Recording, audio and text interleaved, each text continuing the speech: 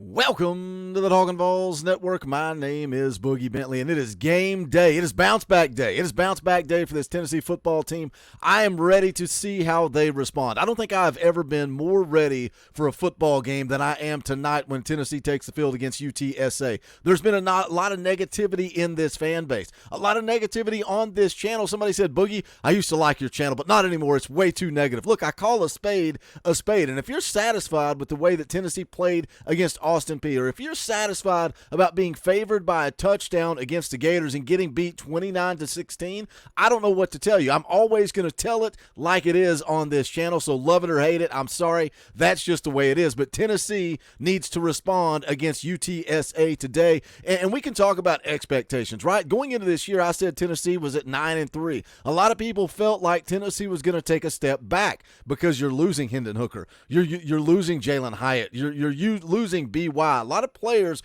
off to the NFL. A lot of people thought this offense would take a step back. Maybe the defense would take a step forward, and it would balance itself out. But I think they can maybe create some momentum today. A lot of the things that have happened to Tennessee over the last couple of weeks are correctable. They are on Tennessee. You clean those things up, and then maybe you can create some momentum. You go find a way to whip UTSA today. You go beat South Carolina next week, and then all of a sudden that Florida game gets further and further in the rearview mirror, and we start getting focused on moving forward and trying to put something together on the back half of this season. But you guys that are upset with the way we've been talking about negativity, This football team, this coaching staff is not satisfied with the way they played in the swamp either. Let's actually take a listen to what Josh Heupel had to say at Vol Calls about expectations and the expectations that fans put on this football team. All right, guys, we got Shannon from Murfreesboro. Hey, Coach. Hey, I know expectations last week and going into Florida were a little different than the result, if you will. Yeah. What can we do as fans here to get behind the team, and what do you ask of us, I guess, is the best thing? Yeah, great question. The expectations were different from our coaching staff and from our players too, right? And our guys hurt on Sunday, and as coaches, you got to wipe it clean on Sunday afternoon and start moving forward to the next one. Players do that Monday after you watch the video with them Monday morning, and they come back later that evening and get their normal down preparation. That's the tough and great thing about being a competitor. You got to wipe it clean. You got to move on. For us, man, like we need Neyland to be rocking like it always is, man. I expect Ball Navy to have 100-plus boats tied up. Should be a great environment. I expect 35-plus thousand at a ball walk. And, man, it needs to be loud inside of that stadium. We need a great home field advantage. I haven't been here when it hasn't been a great home field advantage, man.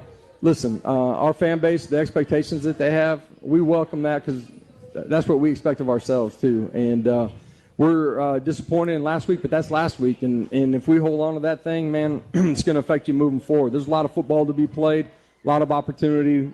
We need to go play well this Saturday. We need our fans to be a huge part of the football game on Saturday. Thanks for the question. I love the way he answers that question because they have high expectations themselves. They expected to go down there and beat the Gators. They expected to go win the SEC East. They expected to win an SEC championship and national championships. He says nobody hurts more than they hurt. I love this quote from Brew McCoy. I played it all week. Going to play it again now because I love it. I think a loss like this will really, light a fire under anybody. I know me personally, like this feeling and the way this feels, like I'm not going to take this lightly. And I think everybody else on the offense will fall in line on that. So hopefully moving forward there won't be, laboring days or nights. Not that will be perfect, but we're going to work for it. I want to see every guy on this football team feel the way that Brew McCoy felt after that loss to Florida. Go back, respond.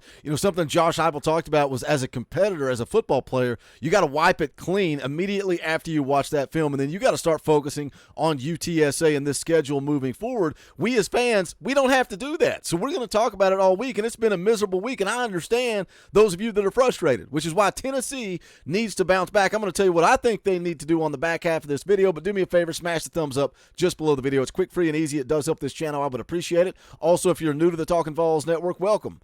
We're not experts. We're not insiders. We're not media. We don't pretend to be media. We don't talk at you. We talk with you here on the Talkin VAWLS Network. We'll have a chance to do that later today. An hour before kickoff, we'll be going live right here on this channel, and it is a fan call-in tailgate show where you, the listeners, the members of this channel, get a chance to come on and run the show. If you're not a member, you can hit the join button down below and correct that. You can give as little as $1 a month, or you can give more. The more you give, the quicker you get on the show. will also be live immediately following the game for the post-game show, so tune in for that. Let's talk about UTSA coming up later today, 4 p.m. kickoff on the SEC Network. You can see there on the screen, Tennessee favored by 24 points. 24 points. So what does Tennessee need to do to win this game?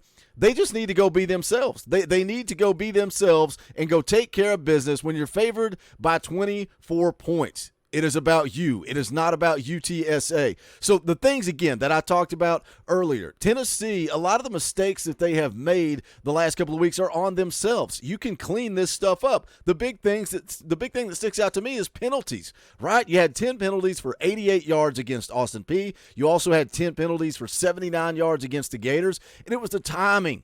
It was the timing of those penalties against the Gators that really killed you. You started that game almost picture perfect. Florida goes down the field, you block the field goal, you respond, you go down the field and score a touchdown. You're up 7-0, looking at getting the ball back at halftime, so you set yourself up with the open. You've set yourself up for the middle eight. You got a huge opportunity in front of you, but then the next 3 times you get the football, you got 2 false starts and a snap infraction on Ollie Lane. You're behind the sticks all the entire first half. The next thing you know, the football game's basically over because the Gators go down and score 4 straight touchdowns. You got to clean up the penalties, the mistakes, and an extension of that. Find your rhythm on offense, and that's across the board. The passing game, the running game. You can't let yourself get behind the sticks like that, especially with this offense, right? We talk about, going fast, the tempo. Get your tempo back. Find that rhythm. You got to clean up the mistakes. And Heupel talked about it this week on Vol Calls. He says when you're standing there waiting on the official to spot the ball because of a false start, you've completely lost your tempo right out of the gate. You got to clean that up. He talked a lot about communication as well. And whether that's on Joe Milton, Ollie Lane at center, the entire offensive line, the communication between the quarterback and center, he talked a lot about that, and then it kind of bleeds in to the running game. But for this point, we'll get into the running game in just a second. It's all about efficiency, right? And how many times did we see, man, it's taken Joe Milton forever to get this thing set up and ready to go to snap the football. We have not seen the efficiency on offense, the speed, the tempo that we saw a year ago. Now, is that on Joe Milton? Is that on Ollie Lane because we're missing our starting center? What does this offensive line look like if you get Cooper Mays back? Because that's something, they struggled in the swamp. The offensive line really struggled. You can take PFF grades for what they're worth. The offensive line graded out at the bottom of the offense across the board. They have to be better. Can they be better if you get Gerald Mincey back this week?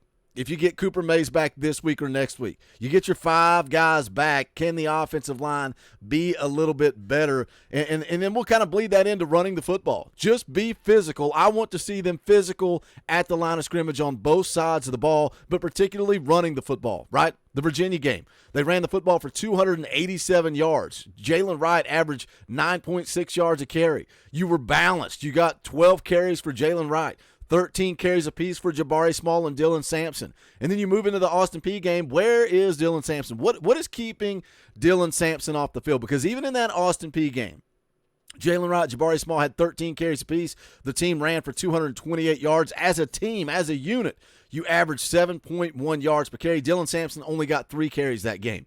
And then in the Florida game, you just struggled up front. You struggled to run the football, 100 rushing yards. As a team, you averaged 3.3 yards per carry. And Josh Heupel went back to the communication on this too. He says if you get your clear communication and you understand your assignment and your double teams, then that's how you get to the second level in the run game. You get your calls in correctly, and then all of a sudden 2-yard runs become 5 to 6-yard runs, 5 to 6-yard runs become 10 to 20-yard runs, and that's how you really get the running game going. So again, things that we don't see, the common fan doesn't see or understand. We hear Josh Heupel explain it to us. It is a communication problem on the line of scrimmage. Again, you guys tell me who you think it is. Is it on Joe Milton? Is it on Ollie Lane? Is that where the miscommunication is happening? The last thing I want to see today is an aggressive defense. We saw an aggressive defense getting after the quarterback, living behind the line of scrimmage those first 2 weeks. And look, I'm not stupid. I get it. The opponent is a little different between Virginia, Austin Peay, and then stepping up to the Gators. Today, you're favored by 24 points. So if I don't see a physical, dominant defensive line, going to be concerned. And it is what it is. You can call me negative. You can get mad. You can say whatever it is.